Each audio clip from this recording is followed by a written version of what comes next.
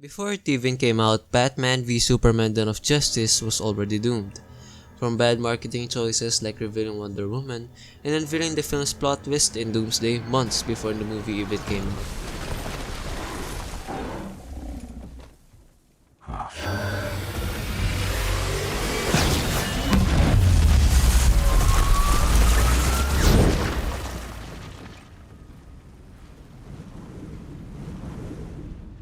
She with you? I thought she was with you. To the studio not allowing Zack Snyder to show his original vision for the film by cutting and trimming 30 minutes of his 3-hour epic.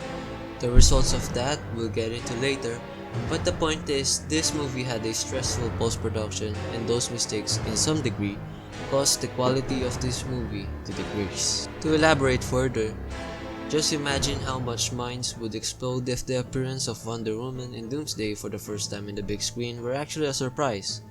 And also, trailer 3 of Batman v Superman basically showed the entire movie. So if you've watched that trailer upon release, it's almost a guarantee that you will be disappointed instead of amazed coming out of the theater because now, there are no surprises. After the initial release, critic reviews were pitiful and audience reviews were mixed, and for me personally, I didn't know how to feel about it at the time. I was more of a MCU fanboy back then, so this explains everything, but for me then, it was too dark, gritty, and sad for a superhero film. But in reality, Zack Snyder was really just ahead of his time with the tone and direction of this movie, something in which the world was not ready for, yet. Because if it were released today, something like this would be deemed as special, unique, and fresh for the superhero genre since it is not afraid to break the general superhero formula. Other than marketing though, another one to blame is Warner Brothers as usual, as they wanted to make more money than to release a quality product. Cutting BBS and random is a bad move as those deleted 30 minutes were actually important to the characters and story. As a result, the film only made $872 million in total, which does not sound bad at all until we realize that this is a Batman v Superman movie. And a movie with two of the most iconic characters going toe-to-toe should make at least $1 billion, in my eyes.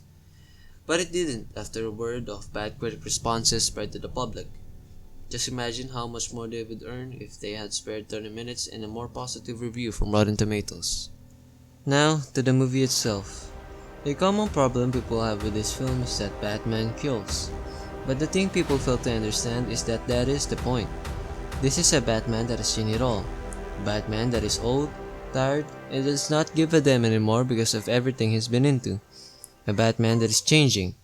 This is a Batman that is slowly turning to the people he once tried to stop.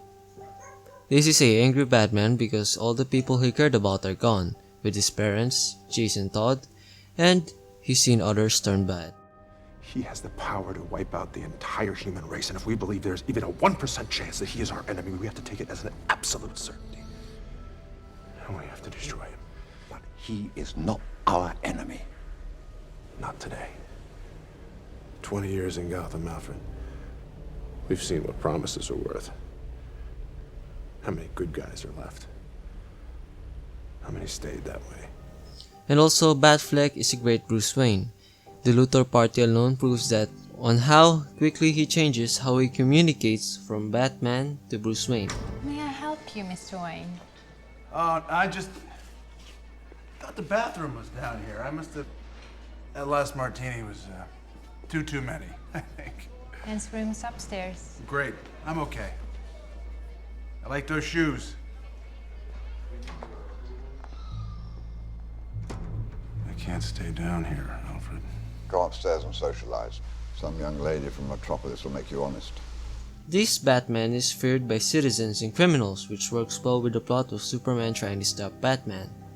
This Batman is 20 years ahead of what people think Batman should be, and by the end, after witnessing Soup's sacrifice, he was inspired to be the Batman he once was.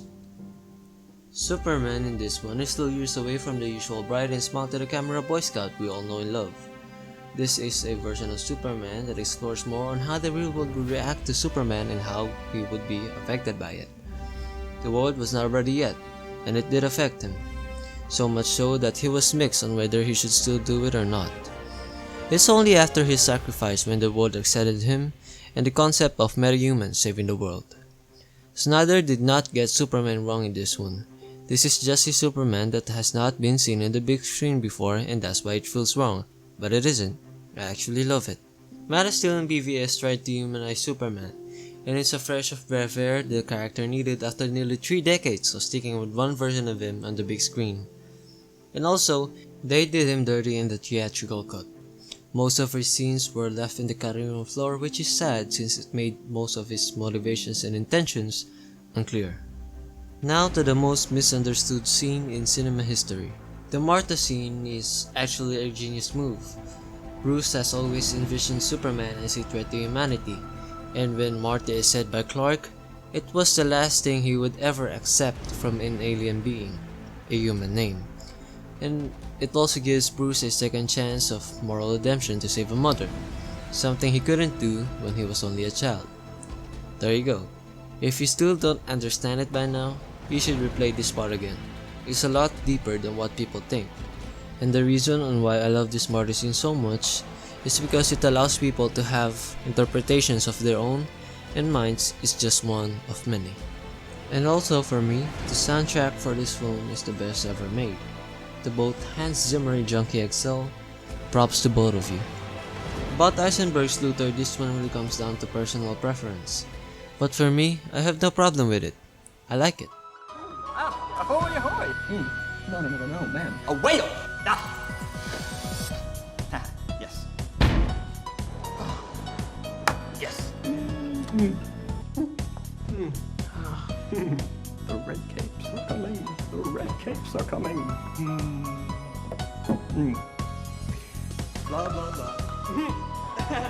True! No.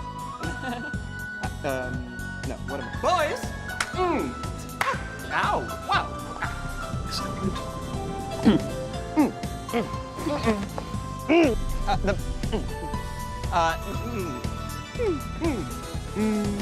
Fight! Martha. Now, the bat. Hello? I'll learn. Ding dong.